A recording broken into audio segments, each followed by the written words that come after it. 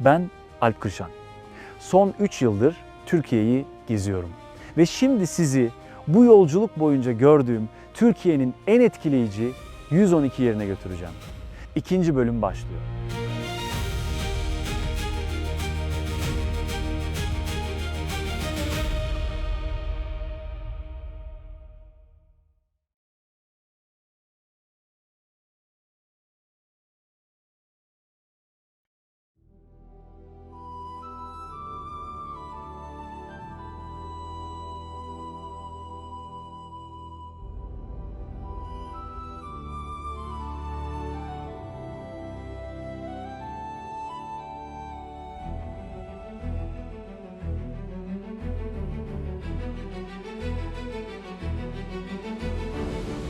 Sadece rüyalarınızda görebileceğiniz başka bir gezegenden çıkmış gibi görünen bu yer Kapadokya.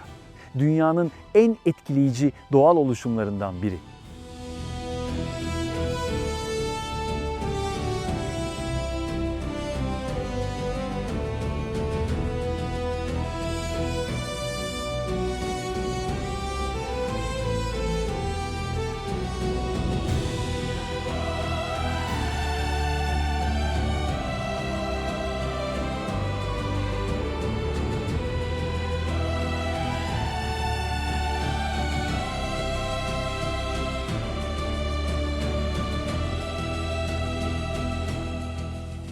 Milyonlarca yıl önce Erciyes, Hasan Dağı ve Göllü Dağ'ın püskürttüğü volkanik küller bu bölgeyi kapladı.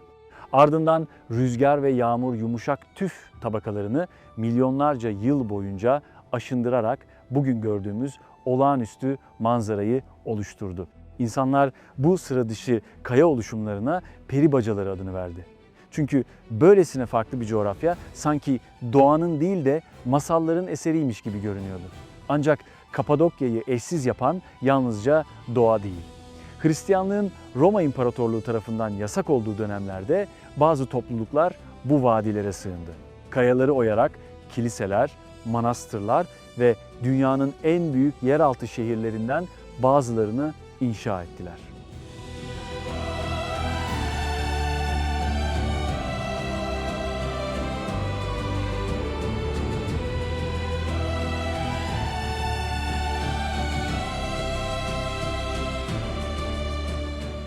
Bugün ise gün doğumunda yüzlerce sıcak hava balonu gökyüzüne yükseliyor. Vadiler, peribacaları ve kayalara oyulmuş yerleşimler eşliğinde ortaya çıkan manzara Kapadokya'yı dünyanın en etkileyici destinasyonlarından biri haline getiriyor.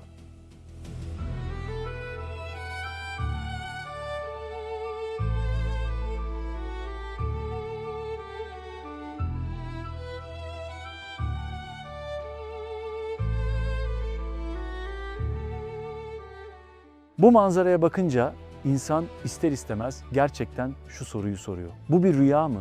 Böyle bir yer gerçekten var olabilir mi? Kapadokya'yı görmek için her yıl dünyanın dört bir yanından gelen milyonlarca insanın cevabı belli ki evet.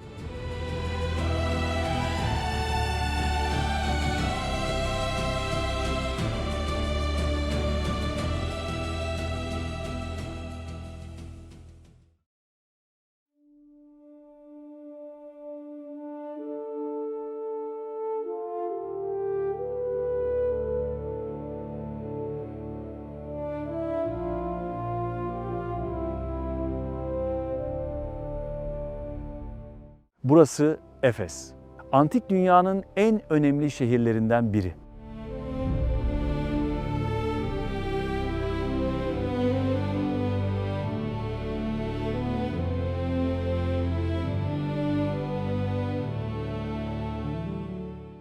Roma döneminde Efes, bugünkü Batı Anadolu'nun büyük bölümünü kapsayan Asya eyaletinin başkentiydi. Anadolu'nun içlerinden gelen ticaret yolları burada denize ulaşıyor. Dünyanın dört bir yanından gelen gemiler Efes limanına yanaşıyordu. Bu zenginlik sayesinde şehir büyüdü.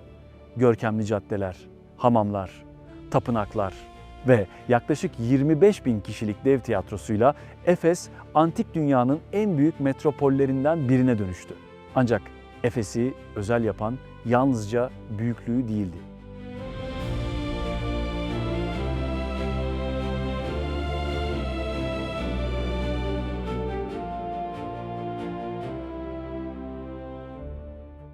Antik dünyanın 7 harikasından biri kabul edilen Artemis Tapınağı Efes'teydi. Her ne kadar bugün geriye çok az iz kalmış olsa da bu yapı döneminin en görkemli eserlerinden biriydi. Efes aynı zamanda Hristiyanlık tarihi açısından da çok önemliydi. Bazı tarihçilerin Hristiyanlığın ikinci kurucusu olarak tanımladığı Aziz Pavlus burada vaazlar verdi. İsa'nın 12 havarisinden biri olan Yuhanna hayatının son yıllarında Efes'teydi. Hz. İsa'nın annesi Hz. Meryem de yaşamının son dönemini Efes yakınlarında geçirdi. Efes, felsefenin de merkezlerinden biriydi.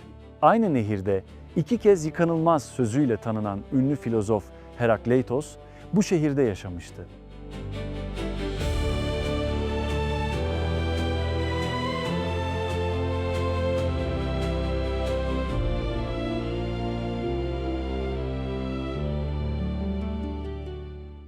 Ancak bu zenginlik, bu şaşalı yıllar bir noktada sona erdi. Bir zamanlar şehre hayat veren Büyük Menderes Nehri taşıdığı alüvyonlarla Efes limanını doldurdu. Efes artık bir liman kenti değildi. Ticaret yolları da değişmeye başlayınca şehir eski önemini tamamen kaybetti. Bugün Efes yalnızca gündüz gezilen bir antik kent değil. Gece aydınlatmalarıyla 2000 yıllık eserler bambaşka bir atmosfere bürünürken ziyaretçi deneyim merkezleri de antik şehrin hikayesini modern teknolojilerle yeniden canlandırıyor. Evet, Efes bundan 2000 yıl öncesinin Efes'i değil. Ama bugün hala ayakta duran Celsus Kütüphanesi, 25.000 kişilik dev tiyatrosu, mermer caddeleri ve yamaç evleri Efes'in neden antik dünyanın en büyük şehirlerinden biri olduğunu göstermeye yetiyor.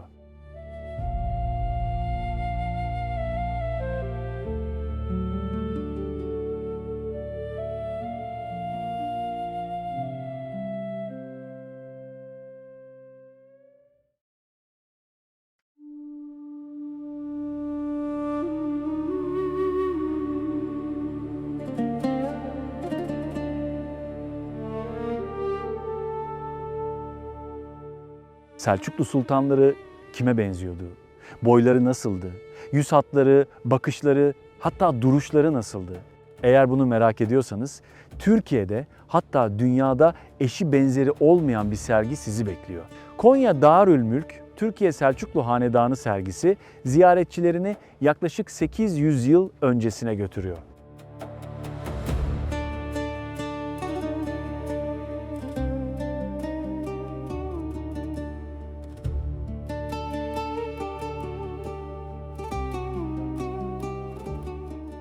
Türklerin Orta Asya'dan getirdiği geleneklerden biri de mumyalamaydı. Anadolu'ya yerleştikten sonra da bir süre devam eden bu gelenek sayesinde bazı Selçuklu sultanları ve hanedan üyelerinin bedenleri günümüze kadar korunabildi.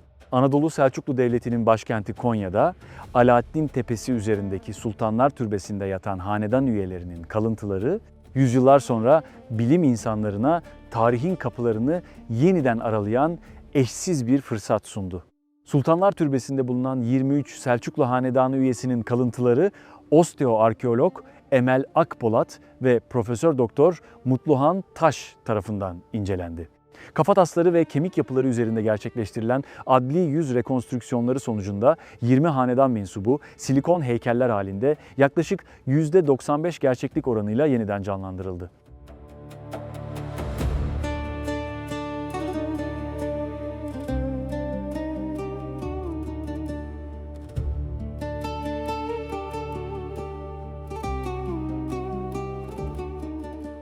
Haçlı ordularına karşı Anadolu'yu savunan 1. Kılıç Arslan, Selçuklu Devleti'ni yeniden ayağa kaldıran 1. Gıyasettin Keyhüsrev, Anadolu Birliği'ni sağlayan 2. Kılıç Arslan ve devleti en parlak dönemine taşıyan Sultan 1. Alaaddin Keykubat. Tarih kitaplarında okuduğumuz Selçuklu sultanları burada ilk kez gerçek insanlara dönüşüyor.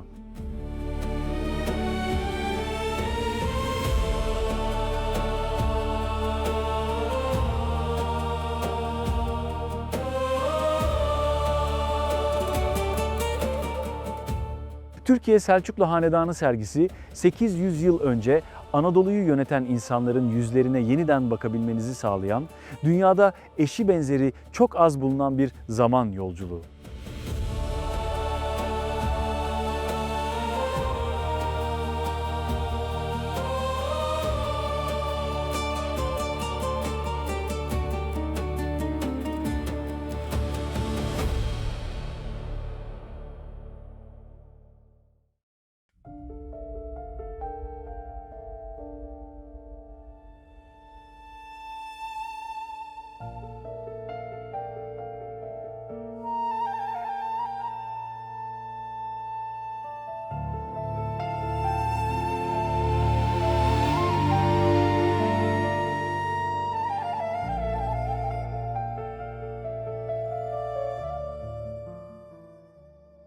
Burası yalnızca bir savaş alanı değil, bir milletin kaderinin yazıldığı yer.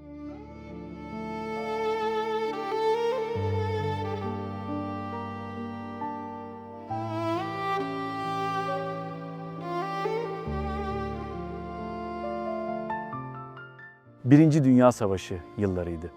İtilaf devletleri Çanakkale Boğazı'nı geçmek, İstanbul'a ulaşmak, Osmanlı Devleti'ni savaş dışı bırakmak ve Rusya'ya yardım ulaştırmak istiyordu.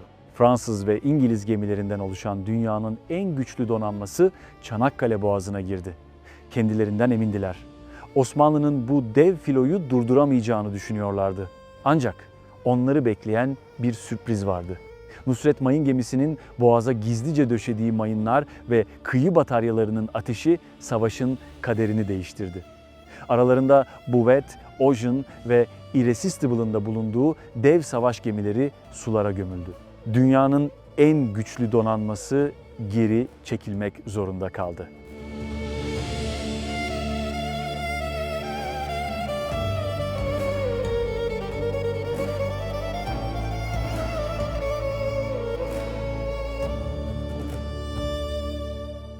Ancak vazgeçmediler. Bu kez Gelibolu Yarımadası'na yüz binlerce asker çıkarıldı. Amaç Osmanlı'nın kara gücünü etkisiz hale getirerek Boğaz'ın önündeki son engeli kaldırmaktı. Avustralya ve Yeni Zelanda'dan gelen Anzak birlikleri de dahil olmak üzere dünyanın dört bir yanından getirilen askerlerin önemli bir bölümü hangi topraklarda savaşacağını bile bilmiyordu. Arıburnu'nda, Conk Bayırı'nda, anafartalarda ve kilometrelerce uzanan siperlerde tarihin en büyük ve en kanlı muharebelerinden biri yaşandı. Aylar boyunca süren çatışmaların ardından Çanakkale geçilemedi. Zaferin bedeli ağırdı. Yaklaşık 57 bin Osmanlı askeri bu topraklar için şehit düştü. Aynı topraklar dünyanın dört bir yanından gelen on binlerce askere de mezar oldu.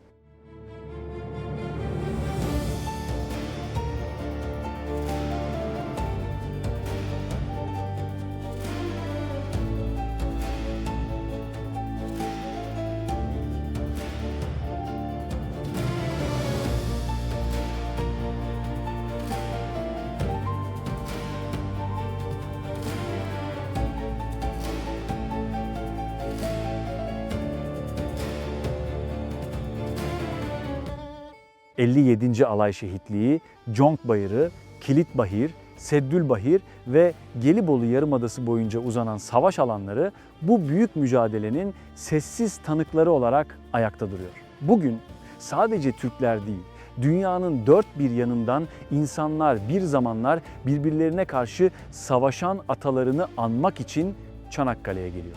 Çanakkale'de kazanılan zafer yalnızca bir milletin kaderini değiştirmedi. Dünyanın dört bir yanında sömürge yönetimi altında yaşayan halklara da en güçlü imparatorlukların bile durdurulabileceğini gösterdi. Bu nedenle Çanakkale yalnızca Türkiye'nin değil, bağımsızlık ve özgürlük mücadelesi veren birçok toplumun hafızasında da özel bir yere sahip.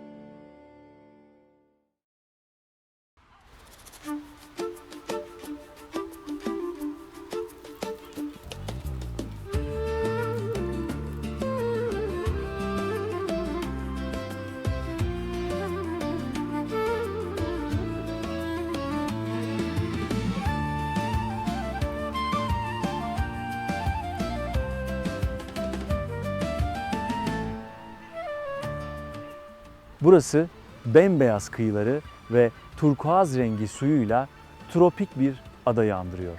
Ama değil. Burası Burdur'da bulunan Salda Gölü.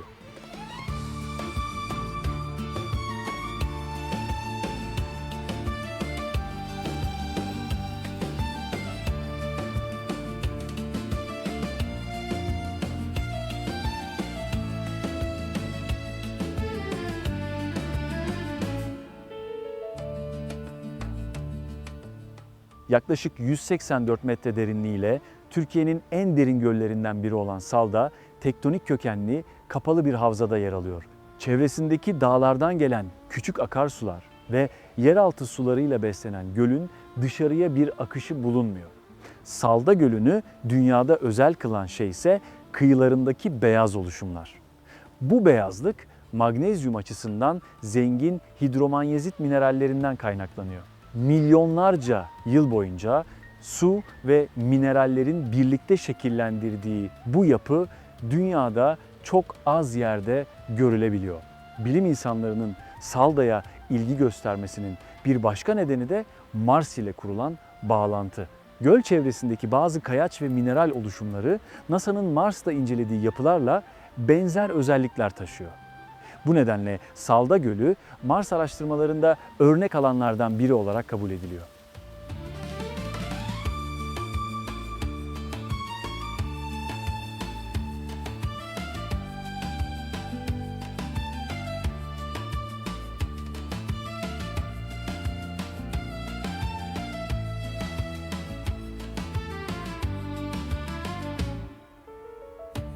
Türkiye'nin Maldivleri olarak anılan Salda Gölü, dünyanın da en sıra dışı doğal oluşumlarından biri.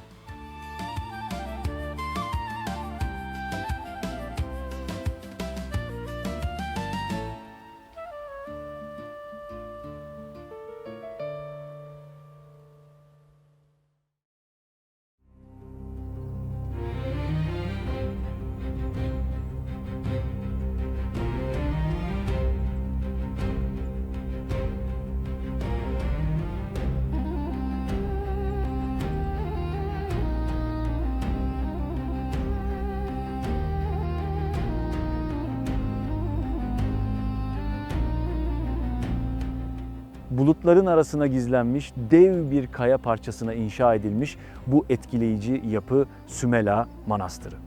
Üstelik Trabzon'un Maçka ilçesindeki bu manastır yaklaşık 1600 yaşında.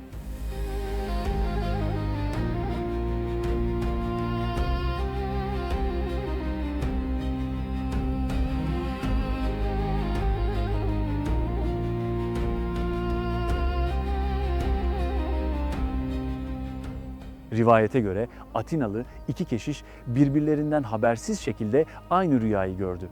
Rüyalarında Aziz Luka tarafından yapıldığına inanılan Meryem Ana ikonunun Karadeniz'in yüksek dağlarında bulunduğu söyleniyordu. Bunun üzerine yola çıkan keşişler Trabzon'da karşılaştı ve aynı rüyayı gördüklerini fark etti. Daha sonra Sümela Manastırı'nın bulunduğu yeri buldular ve ana kilise diye bilinen neredeyse tamamı fresklerle çevrili olan bu kiliseyi kayaları oyarak inşa ettiler. Zamanla genişletilen yapı Karadeniz'in en önemli dini merkezlerinden biri haline geldi. Bizans imparatorlarının himayesinde gelişen manastır Osmanlı döneminde de önemini korudu. Fatih Sultan Mehmet'in Trabzon'u fethetmesinden sonra manastıra çeşitli ayrıcalıklar tanındı. Bu Sultan Selim'in Trabzon valiliği döneminde manastıra hediyeler gönderdiği ve gelir kaynakları tahsis ettiği biliniyor. Manastırı bu kadar özel kılan şey ise hem dünyanın en eski manastırlarından biri olması hem de eşsiz konumu. Deniz seviyesinden yaklaşık 1200 metre yükseklikteki dik bir kaya duvarına inşa edilen manastır yemyeşil Altındere Vadisi'ne bakıyor.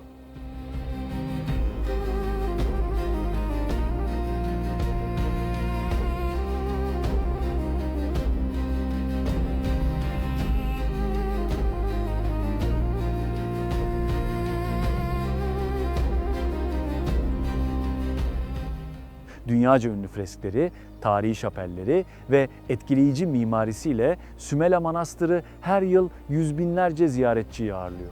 Bugün Sümela Manastırı'na baktığınızda insanın aklına ister istemez aynı soru geliyor. 1600 yıl önce imkanlar daha da kısıtlıyken ulaşılması bu kadar güç bir yere bu manastırı nasıl inşa ettiler?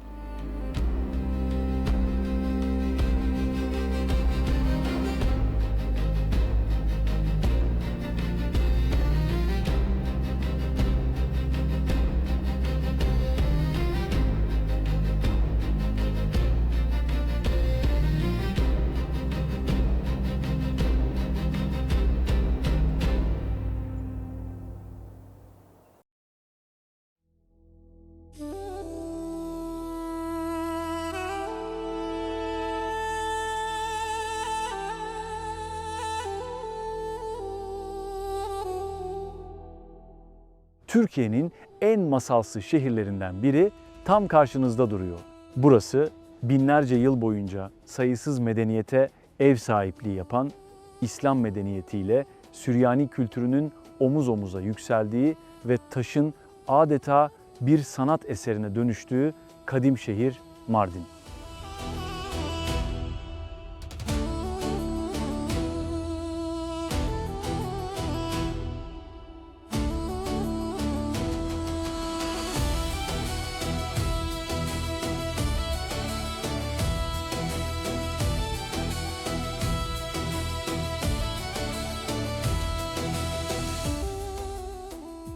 Uçsuz bucaksız Mezopotamya Ovası'nın kıyısında yer alan bu tarihi şehir, dar sokaklarını süsleyen yüzlerce yıllık Artuklu medreseleri, gökyüzüne uzanan görkemli minareleri, kadim Süryani inancının izlerini taşıyan yapıları, dantel gibi işlenmiş taş evleri ve benzersiz Mezopotamya manzarasıyla ziyaretçilerini büyülemeye devam ediyor.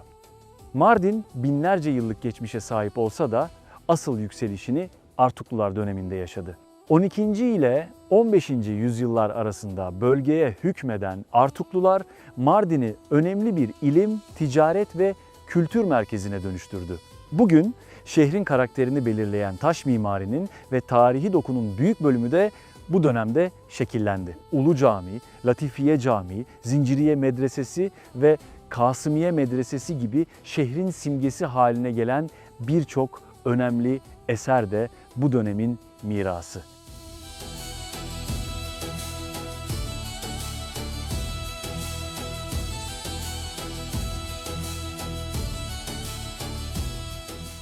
Mardin'in en dikkat çekici özelliklerinden biri ise bu kültürel ve mimari dokunun asırlardır büyük ölçüde değişmeden günümüze ulaşmış olması.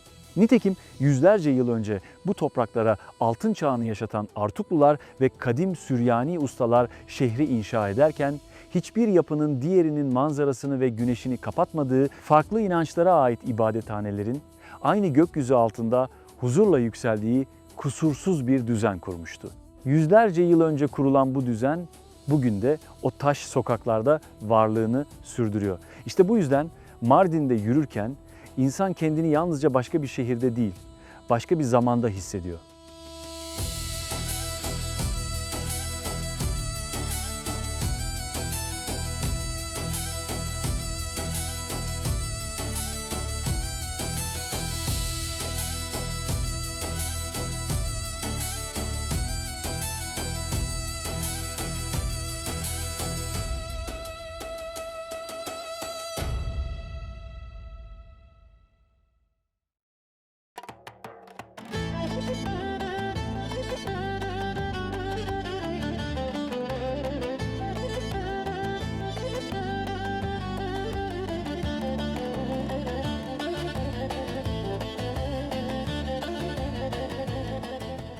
Artvin'in Borçka ilçesinde sık ormanlarla çevrili dağların arasında saklanan Karagöl, Karadeniz'in en büyüleyici doğal miraslarından ve Doğu Karadeniz turlarının en önemli uğrak noktalarından biri.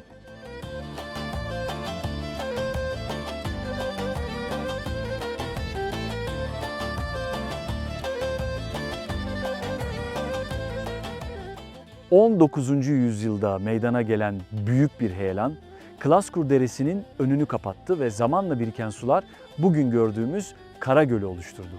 Dar bir vadide suların yükselmesiyle oluştuğu için derinliği 25 metreyi bulan bu alan aslında biri büyük, diğeri küçük iki ayrı gölden meydana geliyor.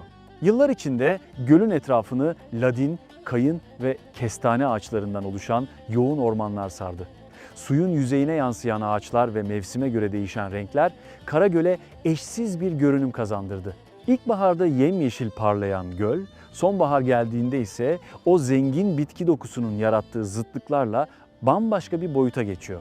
Ladinlerin koyu yeşiliyle sarının, turuncunun ve göz alıcı kızıl tonların iç içe geçtiği bu eşsiz flora, Karagöl'deki sonbaharı sıradan bir mevsim geçişi olmaktan çıkarıp adeta alev almış devasa bir tabloya dönüştürüyor.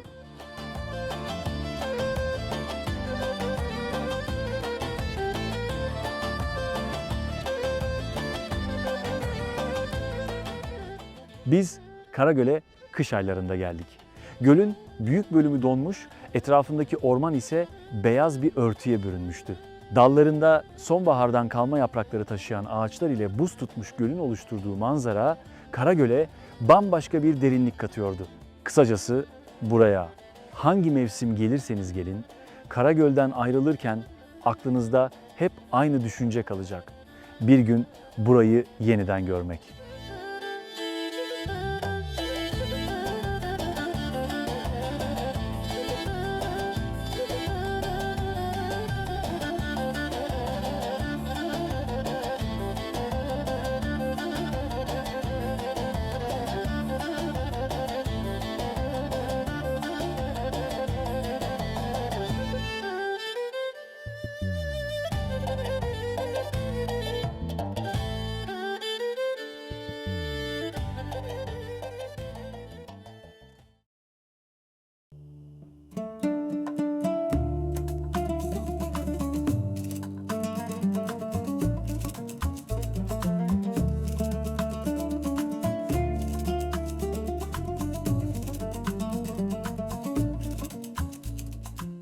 İstanbul'un kalbinde zamana meydan okuyan devasa bir labirent. Burası Kapalı Çarşı.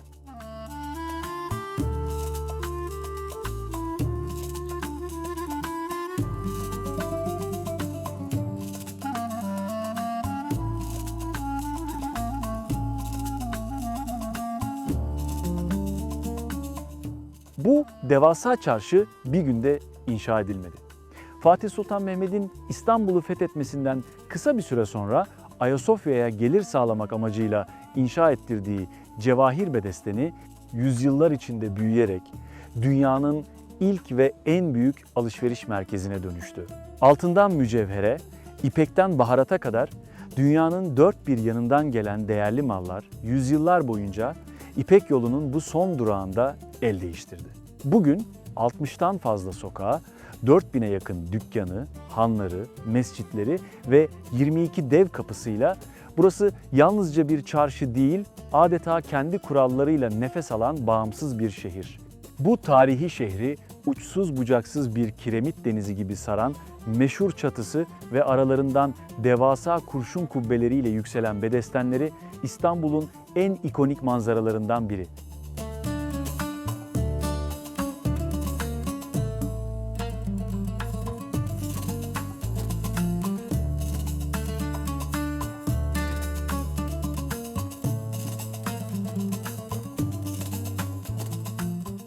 Her gün yüz binlerce insanın geçtiği bu tarihi yapı, aradan geçen onca zamana, yangınlara ve depremlere rağmen hayatta kalmayı başardı.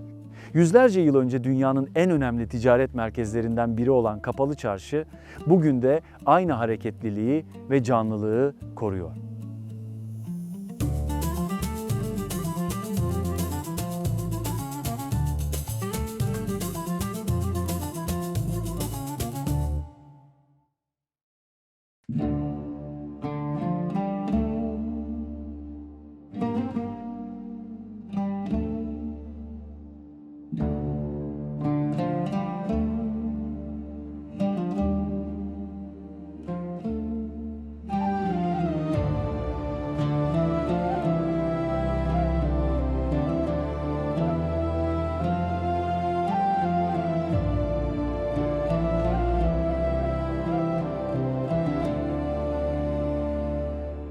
Kars'ta Arpaçay Vadisi boyunca uzanan Türkiye-Ermenistan sınırının tam sıfır noktasında bir zamanlar dünyanın en önemli şehirleri arasında yer alan bir tarihi kent var. Bu kent Ani harabeleri.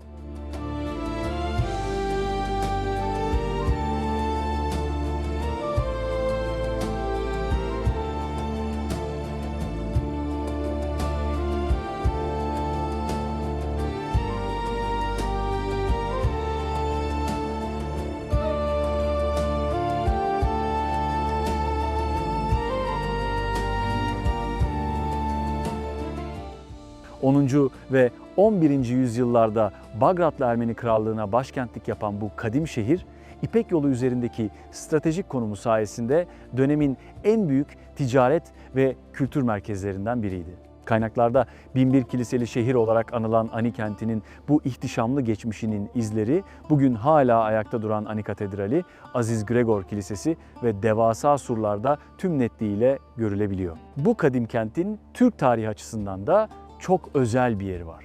Sultan Alparslan'ın Malazgirt'ten tam 7 yıl önce 1064 yılında şehri fethetmesi Anadolu'nun kapılarını Türklere açan en önemli adımlardan biriydi. Fethin hemen ardından inşa edilen Ebul Menuçer Camii ise Anadolu topraklarındaki ilk Türk camisi olarak tarihe geçti.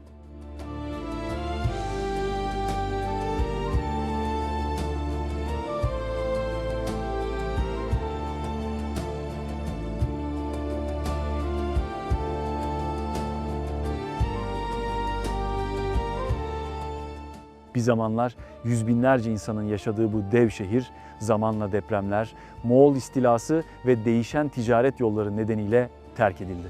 2016 yılında UNESCO Dünya Mirası listesine dahil edilen Ani kentinden günümüze yalnızca bazı yapılar ve surların bir bölümü ulaşabildi. Ancak bu kalıntılar bile bir zamanlar dünyanın en önemli şehirlerinden birinin burada yükseldiğini göstermeye yetiyor.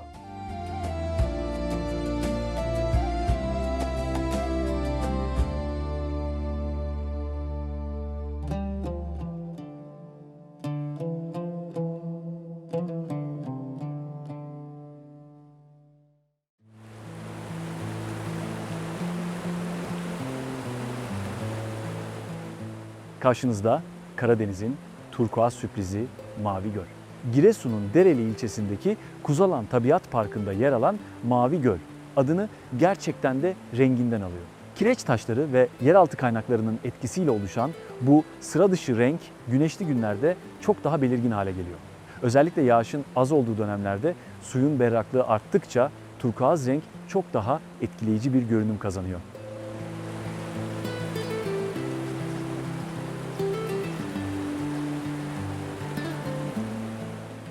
Kendine özgü turkuaz rengiyle Mavi Göl, Türkiye'nin en farklı doğal oluşumlarından biri.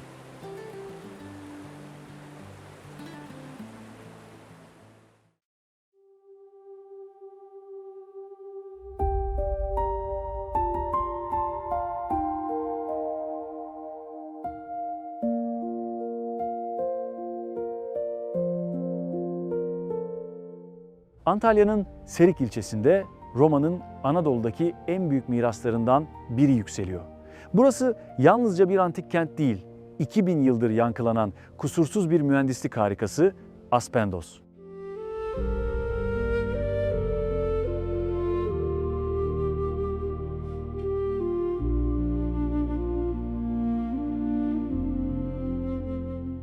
Roma İmparatorluğu döneminde Anadolu'nun en zengin şehirlerinden biri olan Aspendos, bu zenginliğini antik çağda gemilerin iç kesimlere kadar ulaşabildiği Köprüçay sayesinde kazandı. Kent, günümüze kısmen ulaşan görkemli yapılarıyla dikkat çekiyor.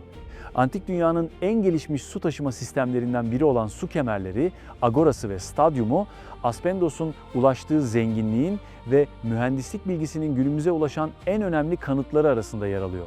Ancak kentin adını tüm dünyaya duyuran yapı hiç şüphesiz devasa tiyatrosu.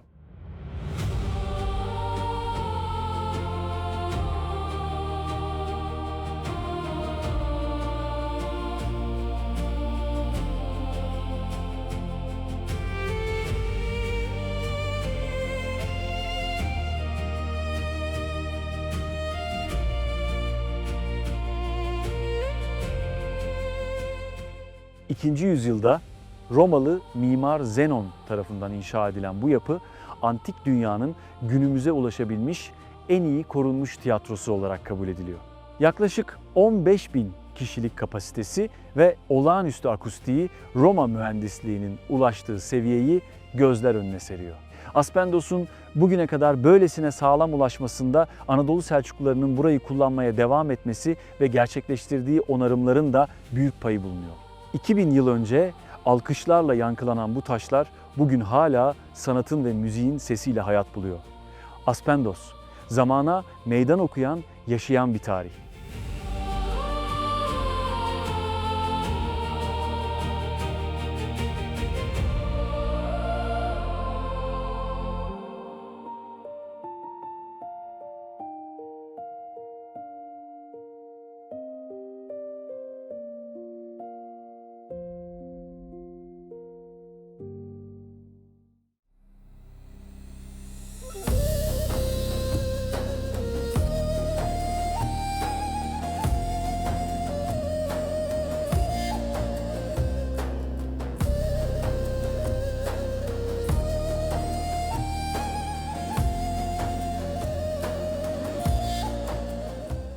Harran. Bugün Harran denildiğinde akla ilk olarak yüzyıllardır zamana meydan okuyan konik kubbeli kerpiç evler geliyor. Sıcak çöl iklimine karşı geliştirilmiş doğal havalandırma sistemleriyle dikkat çeken bu yapılar Harran'ın en bilinen simgeleri. Oysa bu toprakların hikayesi bu evlerden çok daha eskiye uzanıyor.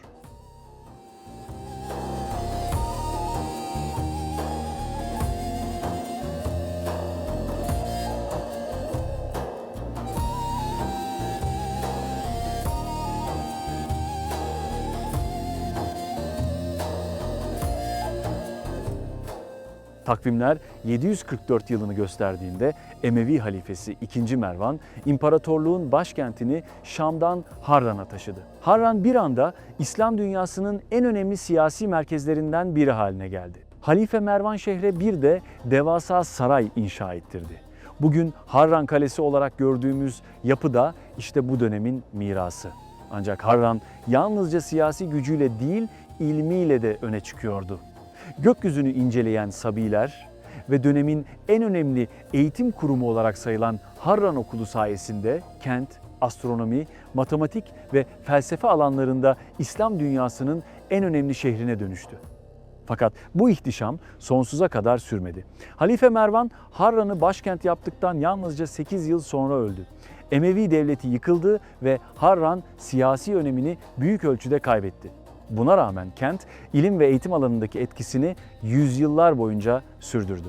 Ancak 13. yüzyılda Moğollar sahneye çıktı. Cengiz Han'ın torunu Hülagü Han'ın orduları Bağdat'ı yakıp yıktıktan sonra rotasını Harran'a çevirdi. Yaklaşan Moğol tehlikesi karşısında halk kenti terk etti. Şehre ulaşan Hülagü Han'ın orduları Harran'ı adeta yerle bir etti. Bir zamanlar devletlerin yönetildiği, bilim insanlarının ders verdiği bu büyük merkez eski ihtişamına bir daha kavuşamadı.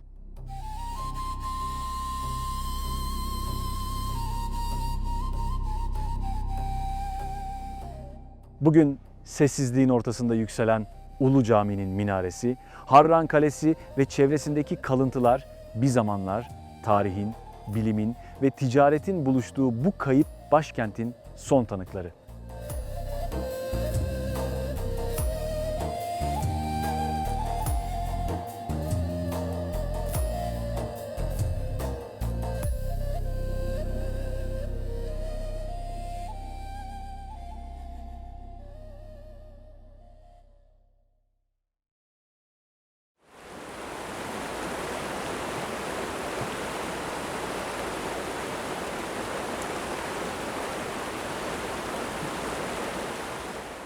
Burası Türkiye'nin en etkileyici kanyonlarından biri, Horma Kanyonu.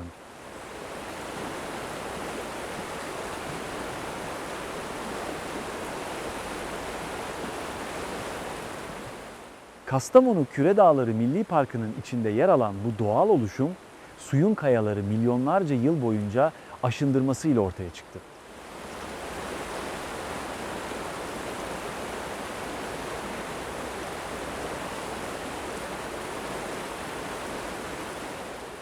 Yer yer yüzlerce metre yükselen sarp kayalıklar ziyaretçilerine adeta başka bir dünyadaymış hissi veriyor. Ancak Horma Kanyonu'nu özel kılan yalnızca bu etkileyici manzara değil, kayalıkların yamacına inşa edilen ahşap yürüyüş yolu ziyaretçilere kanyonun içine kadar ilerleme fırsatı sunuyor.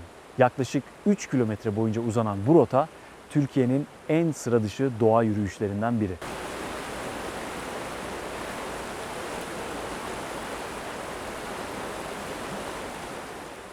Bu yolculuğun sonunda ise Kastamonu'nun en ünlü doğal güzelliklerinden biri olan Ilıca Şelalesi var.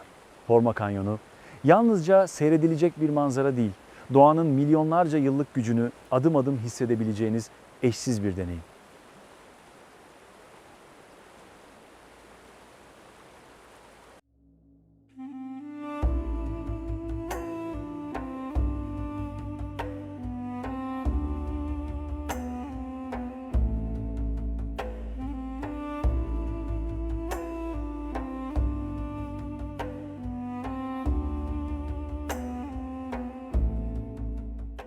Burası Bursa'da bulunan Yeşil Camii ve Yeşil Türbe. Osmanlı tarihinin en önemli dönüm noktalarından birinin simgeleri.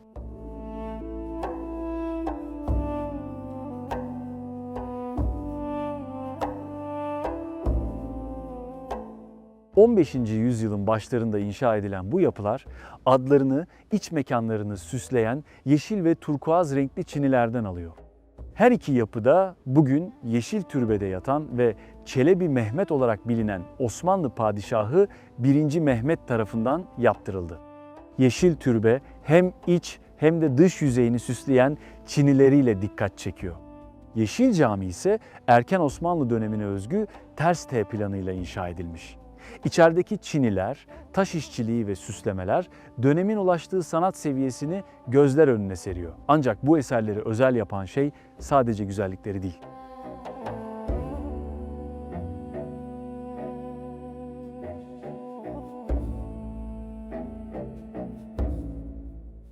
...1402 yılında Osmanlı Sultanı Yıldırım Bayezid, Ankara Savaşı'nda Timur'a yenildi ve esir düştü. Bu yenilginin ardından Osmanlı ordusu dağıldı, Anadolu'daki birçok beylik yeniden bağımsızlığını kazandı ve devlet yaklaşık 11 yıl sürecek bir belirsizlik dönemine girdi. Ancak Çelebi Mehmet devleti yeniden bir araya getirmeyi başardı. İşte Yeşil Camii ve Yeşil Türbe bu büyük krizden yalnızca birkaç yıl sonra inşa edildi. Bu eserler Osmanlı'nın yeniden ayağa kalktığının da ilanıydı. Tüm dünyaya söylenmek istenen şuydu: Osmanlı ayaktaydı. Ve böylesine görkemli eserler ortaya koyabilecek kadar da güçlüydü. Yeşil Cami ve Yeşil Türbe. Hem estetik ve sanatı hem de hikayesiyle çok önemli iki eser.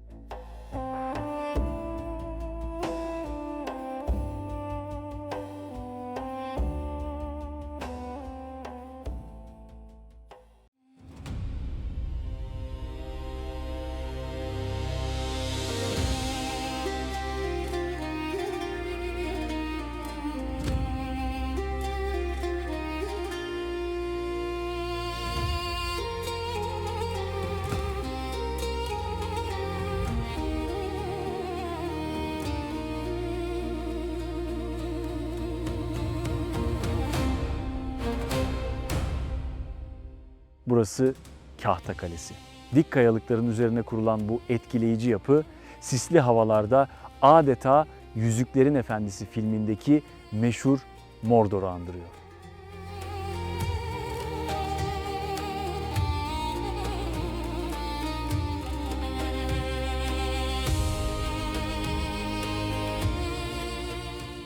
Kayalıkların arasından yükselen surlar, vadinin üzerine çöken sis ve gözden kaybolan patikalar, özellikle böyle havalarda Kahta Kalesi bir Anadolu kalesinden daha çok fantastik bir dünyanın parçası gibi görünüyor. Ancak bu etkileyici görüntünün ardında binlerce yıllık bir tarih yatıyor. Adıyaman'ın Kahta ilçesi yakınlarında bulunan kale, Kommagene Krallığından Osmanlılara kadar birçok medeniyet tarafından kullanıldı. Nemrut Dağı'nın zirvesine o dev heykelleri yaptıran Kommagene Krallığı da bu stratejik noktaya hakimdi. Kalenin bulunduğu konum kesinlikle bir tesadüf değil. Bu yükseklikten hem vadileri hem de bölgeden geçen tarihi yolları kontrol etmek mümkündü. Bu yüzden Kahta Kalesi yüzyıllar boyunca bölgenin en önemli savunma noktalarından biri oldu.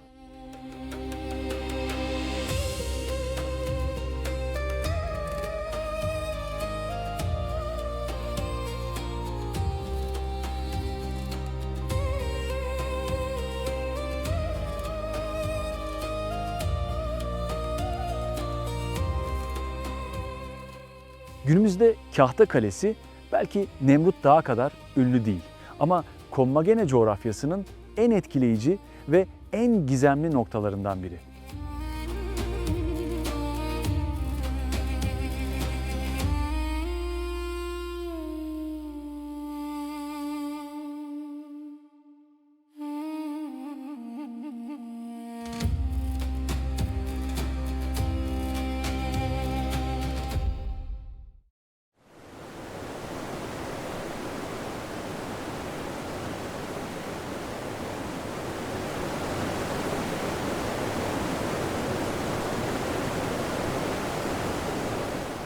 Karşınızda Doğu Anadolu'nun en güzel şelalelerinden biri Muradiye Şelalesi.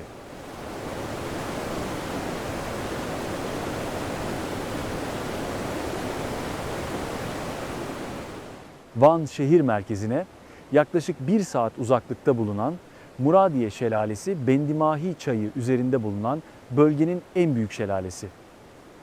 Volkanik Tendürek Dağı'nın eteklerinden gelen sular yaklaşık 20 metre yüksekliğindeki kayalıkların üzerinden dökülerek bu muhteşem manzarayı oluşturuyor. Özellikle ilkbahar aylarında kar sularının da katılmasıyla şelale çok daha görkemli bir hale bürünüyor. Muradiye Şelalesi'nin adının 17. yüzyılda bölgeden geçen Osmanlı padişahı 4. Murat'tan geldiği anlatılıyor.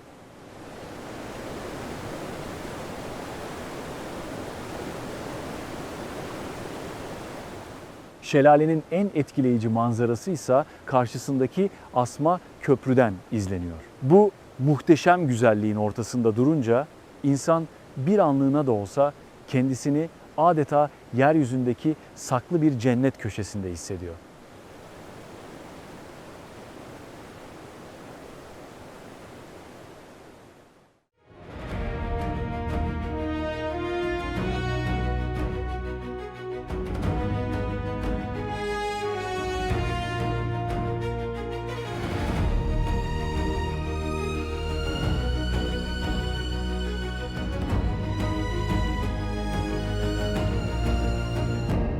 Toros Dağları'nda Türkiye'nin en etkileyici demiryolu köprülerinden biri bulunuyor. Bu köprü Varda Köprüsü.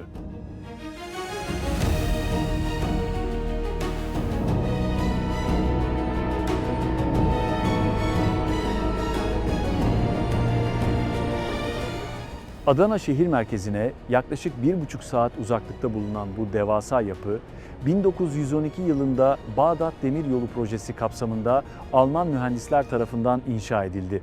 Bu nedenle halk arasında Alman Köprüsü olarak da biliniyor. 100 metre yüksekliğinde ve 170 metre uzunluğundaki köprü, döneminin en büyük mühendislik başarılarından biri olarak kabul ediliyor.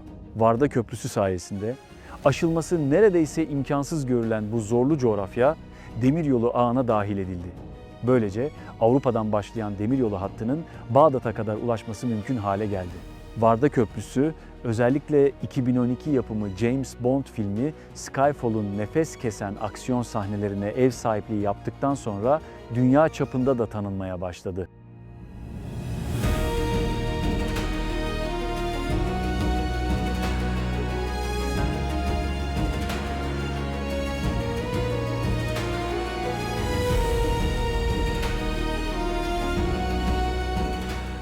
Aradan geçen bir asırdan fazla zamana rağmen köprü bugün hala aktif olarak kullanılıyor. Torosların derin vadileri üzerinde ilerleyen trenler 100 yılı aşkın süredir Varda Köprüsü'nün üzerinden geçmeye devam ediyor.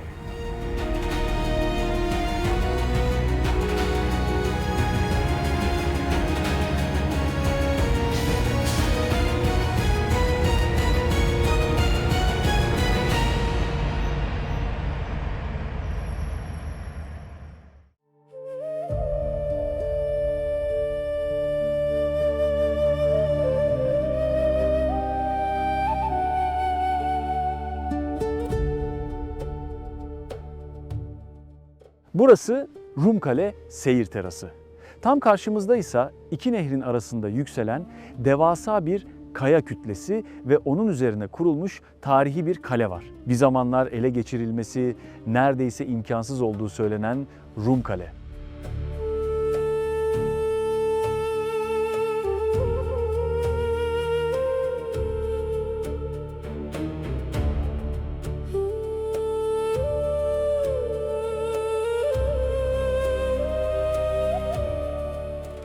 Rumkale, surları, kayalara oyulmuş odaları ve yüzyıllara meydan okuyan kiliseleriyle bugün bile ziyaretçilerini etkilemeyi başarıyor. Bu kaleyi gerçekten hissetmenin en güzel yollarından biri ise tekne turları. Çünkü bu dev kaya kütlesinin büyüklüğünü ve Fırat Nehri ile Merzimen Çayı arasında nasıl yükseldiği ancak tekneden izleyince anlaşılıyor. Rumkale aynı zamanda Hristiyanlık tarihinin en ilginç hikayelerinden birine de ev sahipliği yapıyor. İnanışa göre Hz. İsa'nın havarilerinden Yuhanna, İncil'in ilk nüshalarından bazılarını burada çoğaltmış.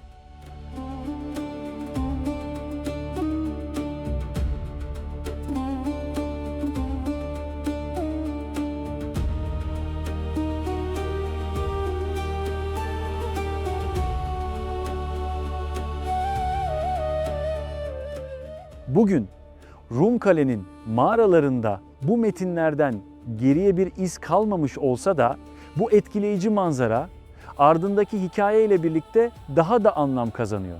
Rumkale Gaziantep'e gelindiğinde kesinlikle görülmesi gereken bir yer.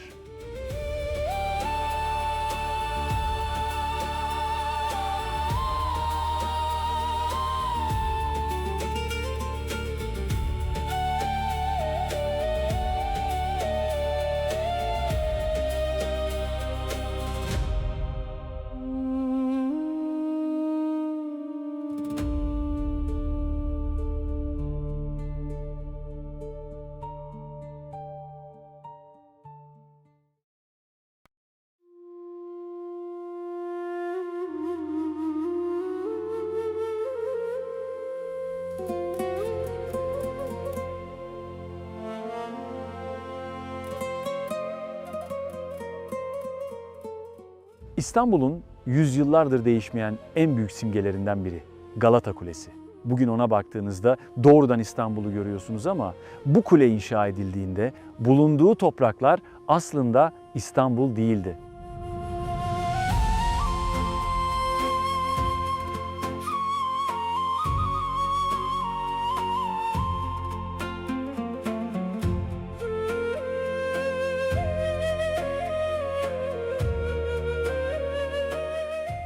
Orta Çağ'da Doğu Roma'nın başkenti Konstantinopolis büyük ölçüde bugünkü tarihi yarımadadan ibaretti. Haliç'in hemen karşı kıyısındaki Galata'nın adı ise Pera'ydı ve Ceneviz Cumhuriyeti'nin surlarla çevrili bağımsız bir ticaret kolonisiydi. İşte Galata Kulesi 1348 yılında Cenevizliler tarafından bu koloniyi ve limandaki ticaret yollarını korumak için yapıldı. 1453'te İstanbul'un fethiyle birlikte Ceneviz hakimiyeti bitti ama kule önemini hiç kaybetmedi. Osmanlı döneminde yüzyıllar boyunca zindan, rasathane ve yangın gözetleme kulesi olarak hizmet vermeye devam etti. Kulenin en efsanevi hikayesi ise Hezarfen Ahmet Çelebi'ye ait. Evliya Çelebi'nin anlattığına göre Hezarfen kendi yaptığı kanatlarla buradan havalanıp boğazı aşarak Üsküdar'a kadar uçmayı başardı. Yani uçan ilk insan bu kuleden atladı. Tarihsel gerçekliği hala tartışılsa da bu hikaye artık Galata Kulesi'nin ruhunun ayrılmaz bir parçası.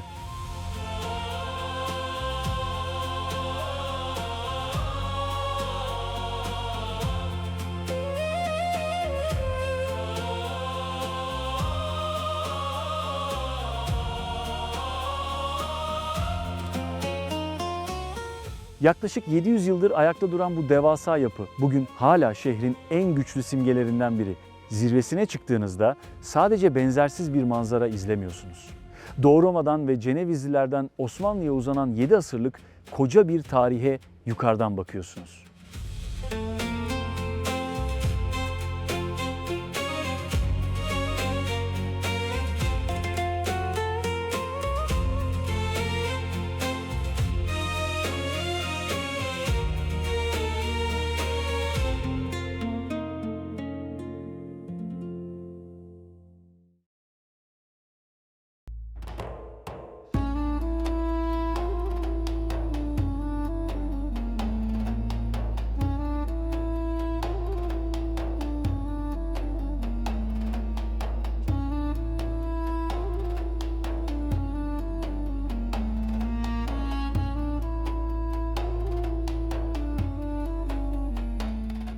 Burası Şanlıurfa Müzesi. Bu müzede göreceğiniz eserleri dünyanın başka hiçbir yerinde göremezsiniz. Çünkü başta Göbeklitepe olmak üzere Şanlıurfa'daki arkeolojik alanlarda ortaya çıkarılan ve insanlık tarihine dair bildiklerimizi değiştiren en önemli buluntuların büyük bölümü burada sergileniyor.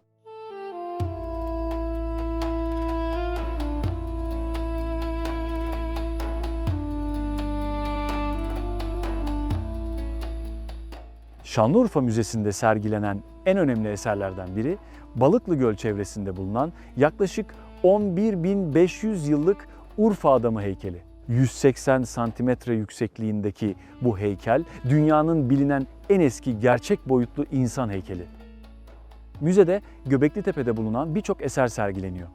Bu eserler arasında yer alan yaban domuzu heykeli ise üzerindeki kırmızı, beyaz ve siyah boya kalıntılarıyla bilinen en eski boyalı heykel. Yani insanlar 11.000 yıl önce yalnızca heykel yapmamış, aynı zamanda onları boyamış. Yine aynı döneme tarihlenen ve Karahantepe'de bulunan çift yüzlü insan ile sırtında leopar taşıyan insan heykelleri ise 11.000 yıl önce yaşayan insanların düşündüğümüzden çok daha gelişmiş bir hayal gücüne sahip olduğunu gösteriyor.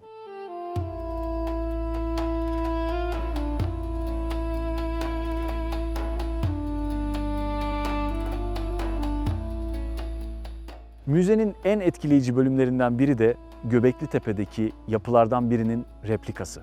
Burada Göbeklitepe'de yer alan devasa T biçimli sütunların arasında yürüyebiliyor. Sütunların gerçek boyutlarını yakından görebiliyorsunuz.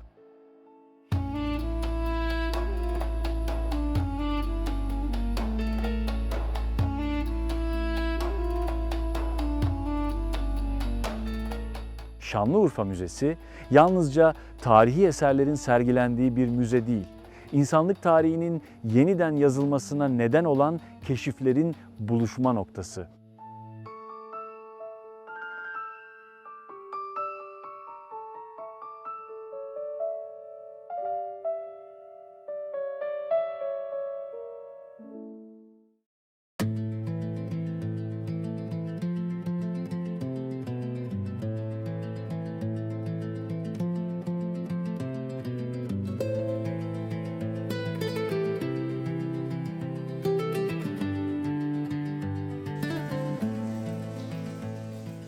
Burası Karaca Mağarası.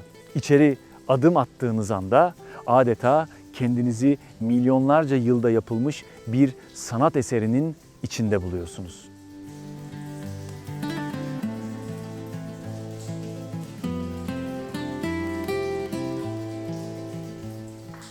Yaklaşık 150 milyon yıl önce oluşmaya başlayan Karaca Mağarası, Türkiye'nin damlataşı oluşumları bakımından en zengin mağaralarından biri.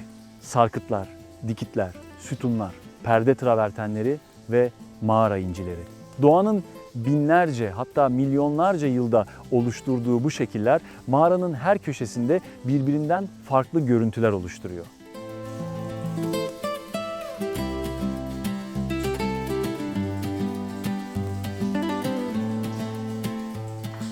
Karaca Mağarası'nın en dikkat çekici özelliklerinden biri ise içeride hala aktif olarak damlataşı oluşumlarının devam etmesi. Tavandan süzülen her damla binlerce yıl sonra bu eşsiz manzaraya yeni bir parça daha ekliyor.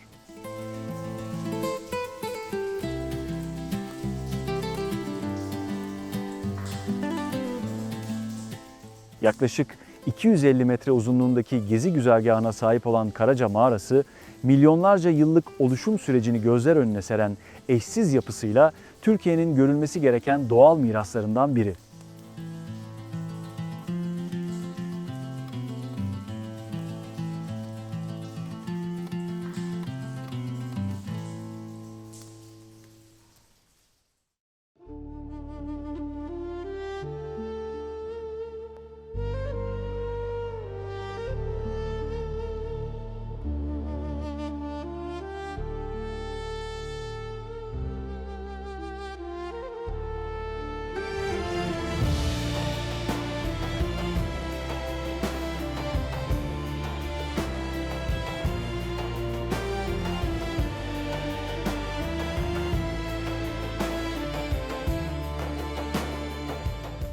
Erzurum'un simgesi çifte minareli medrese.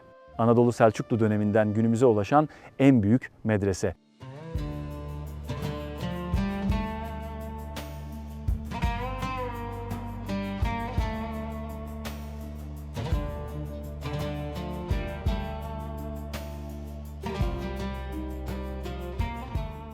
13. yüzyılın sonlarında inşa edilen ve Hatuniye Medresesi olarak da bilinen bu yapı iki özelliğiyle diğer medreselerden ayrılıyor. İlki Selçuklu mimarisinin ulaştığı anıtsal ölçeği yansıtması. Girişteki görkemli taç kapısı çift başlı kartal, hayat ağacı ve ejder figürleriyle bezeli. Ancak burayı benzersiz kılan asıl detay taş süslemelerinin yarım bırakılmış olması. Araştırmacılara göre bunun nedeni inşaatın Moğol istilası sırasında yarıda kalması. İkincisi ise yapıya adını veren iki minare. Yaklaşık 26 metre yüksekliğindeki bu minareler tuğla işçiliği ve üzerlerindeki turkuaz renkli çini kalıntılarıyla dikkat çekiyor.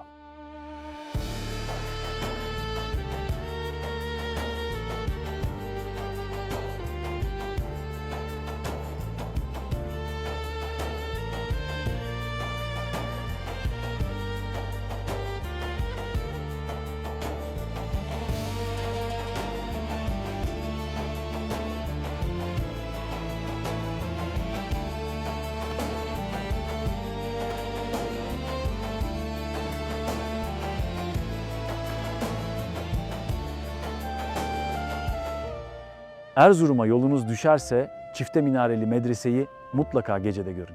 Anadolu'daki en başarılı tarihi yapı aydınlatmalarından biri sayesinde gündüz fark edilmeyen taş işçiliği ve süslemeler gece adeta yeniden hayat buluyor. Çifte minareli medrese yalnızca bir eğitim yapısı değil, Selçuklu'nun mimari gücünü ve tarihin bıraktığı izleri aynı yapıda görebileceğiniz en etkileyici eserlerden biri.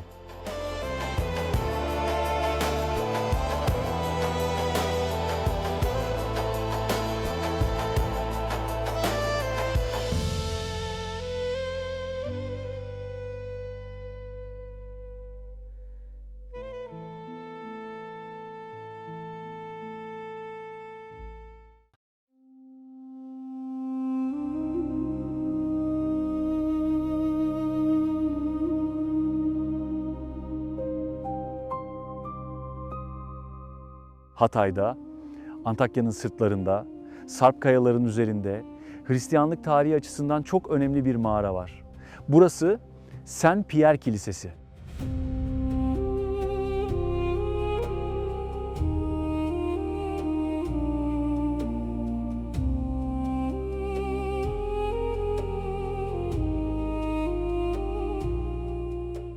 Dışarıdan bakıldığında sıradan bir mağara gibi duran bu yapı aslında dünyanın ilk katedrali. Hz. İsa'nın 12 havarisinden biri olan ve Katolik Kilisesi'nin ilk papası olarak kabul edilen Aziz Petrus, ilk Hristiyan topluluğuna burada liderlik etti. Bu yüzden Saint Pierre Kilisesi Hristiyanlığın en kutsal yapılarından biri haline geldi.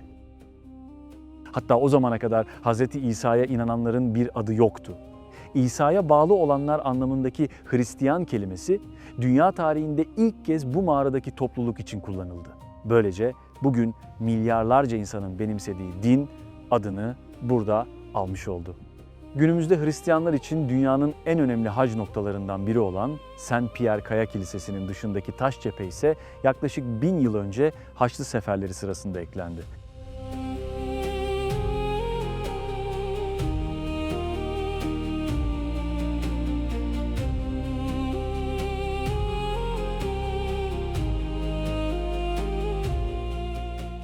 Saint Pierre Kilisesi. 2000 yıl önce kiliseye dönüştürülen bu mağara, dünya tarihini değiştiren bir yolculuğun başladığı yer.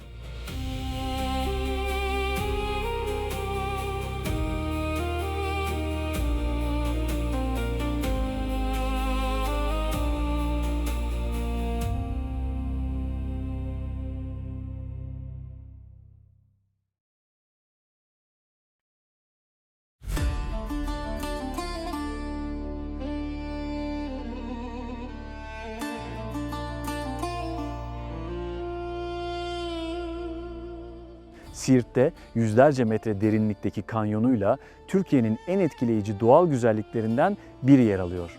Botan Vadisi. Milyonlarca yıl boyunca kayaları aşındıran Botan Çayı bu derin vadiyi oluşturdu. Ilısu Barajı'nın su tutmasıyla birlikte ise vadi bambaşka bir görünüme kavuştu. Vadinin tamamını yukarıdan izlemek için en etkileyici nokta ise Ras-ıl Hacer. Burayı özel kılan ise iki sıra dışı doğal oluşum. Bunlardan ilki Delikli Taş.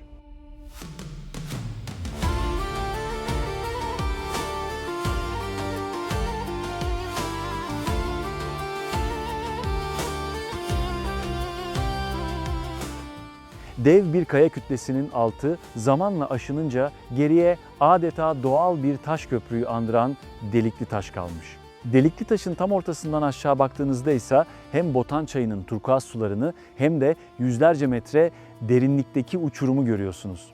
Burası hem muhteşem bir güzellik hem de korkutucu bir yer. Güvenlik nedeniyle bugün bu bölüme girişe izin verilmiyor. Biz ise özel izinle bu eşsiz manzarayı görüntüleme fırsatı bulduk.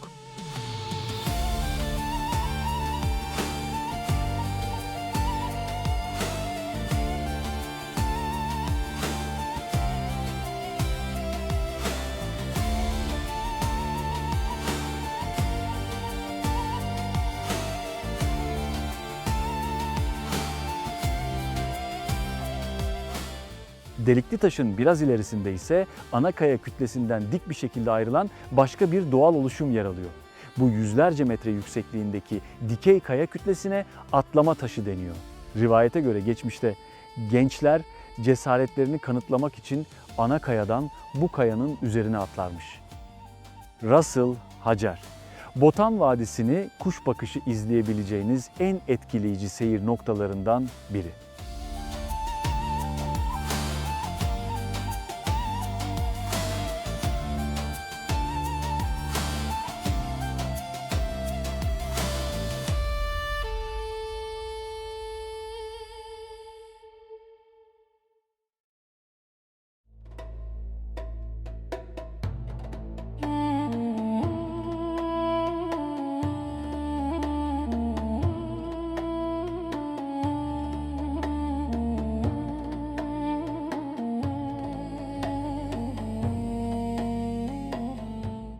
Şırnak'ta öyle bir köy var ki dışarıdan gördüğünüz evlerin aslında mağara olduğunu ancak içeri girdiğinizde anlıyorsunuz. Burası bir Yezidi köyü olan Mağaraköy.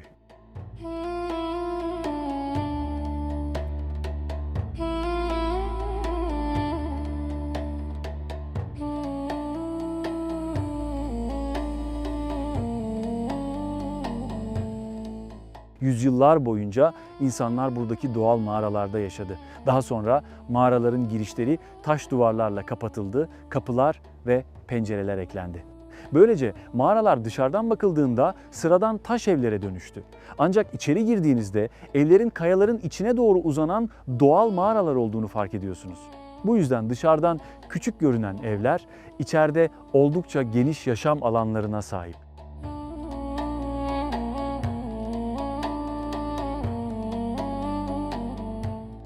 Mağaraköy uzun yıllar boyunca Yezidilerin yaşadığı en önemli yerleşimlerden biri oldu.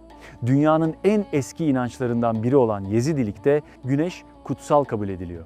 Evrenin 7 büyük melek tarafından yönetildiğine inanılıyor ve bu meleklerin en büyüğü tavus kuşuyla simgelenen melek Taus. Köyde göreceğiniz tavus kuşu figürleri, güneş sembolleri ve kutsal ağaçlara bağlanan bezler de bu kadim inancın günümüze ulaşan izleri.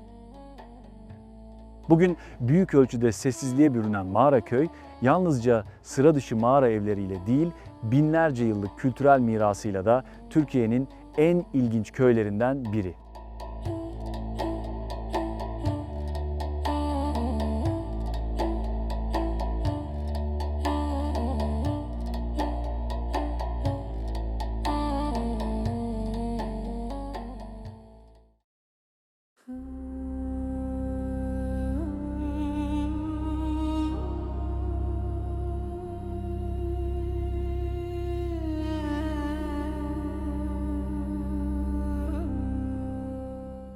Burası Çorum'da yer alan tarihi kent Hattuşa.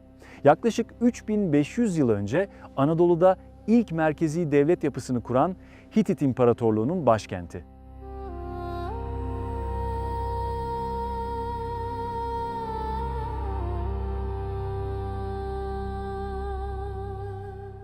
Tarihte Mısır ile doğrudan güç mücadelesine giren Hititler, döneminin süper güçlerinden biri haline geldi.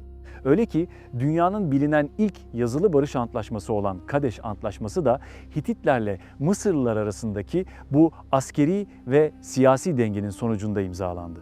Bugün sarayların ve tapınakların büyük bölümü zamana yenik düşmüş olsa da ayakta kalan surlar, Aslanlı Kapı ve Kral Kapısı bu görkemli başkentin büyüklüğünü hala hissettiriyor.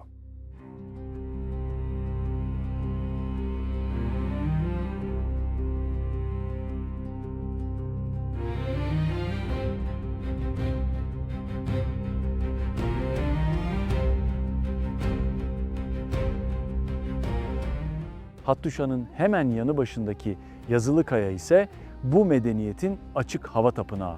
Yaklaşık 3200 yıl önce kayalara işlenen 70'ten fazla tanrı, tanrıça ve tören kabartması bütünlüğünü koruyarak günümüze ulaştı. Aradan geçen binlerce yıla rağmen bu figürler Hititlerin inanç dünyasını, mitolojisini ve yaşam biçimini bugün bile okuyabilmemizi sağlıyor.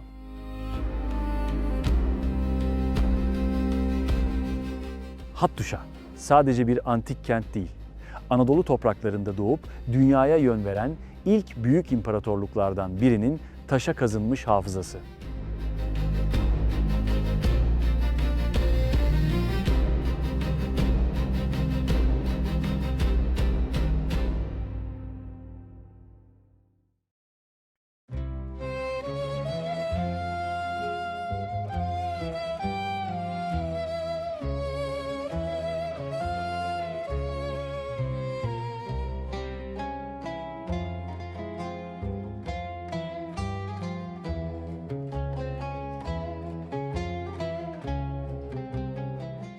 Diyarbakır'da yaklaşık 1000 yıldır ayakta duran anıtsal bir yapı.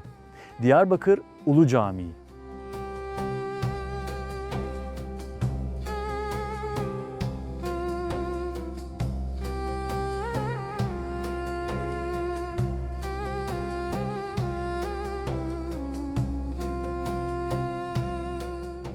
Bu yapının geçmişi İslam döneminden çok daha eskiye uzanıyor. Burası eskiden bir pagan tapınağıydı, ardından Roma yapıları yükseldi ve sonrasında bir kilise olarak kullanıldı. Eski kilisenin bulunduğu alan 1091 yılında Büyük Selçuklu Sultanı Melikşah döneminde bugünkü Ulu Cami'ye dönüştürüldü.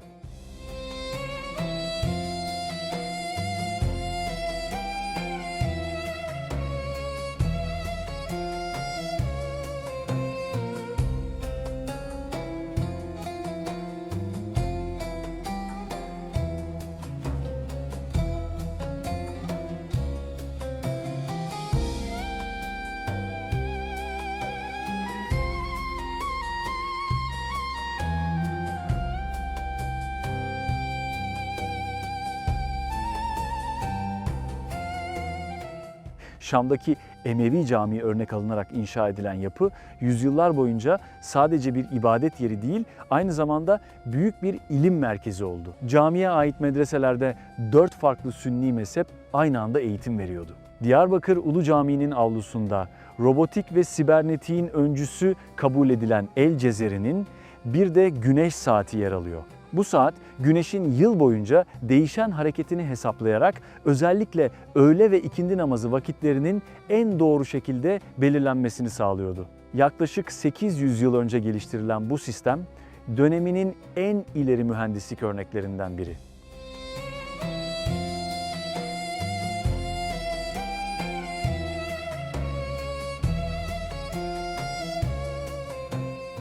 Duvarlarındaki yüzlerce yıllık kitabeler ve şehre karakterini veren siyah bazalt ile beyaz kalker taşlarının oluşturduğu kontrast, Diyarbakır Ulu Camii'ni Anadolu'nun en karakteristik yapılarından biri yapıyor. Neredeyse 1000 yıldır kapısı hiç kapanmayan Diyarbakır Ulu Camii, binlerce yıllık geçmişiyle bugün de Diyarbakır'ın en önemli simgelerinden biri olmayı sürdürüyor.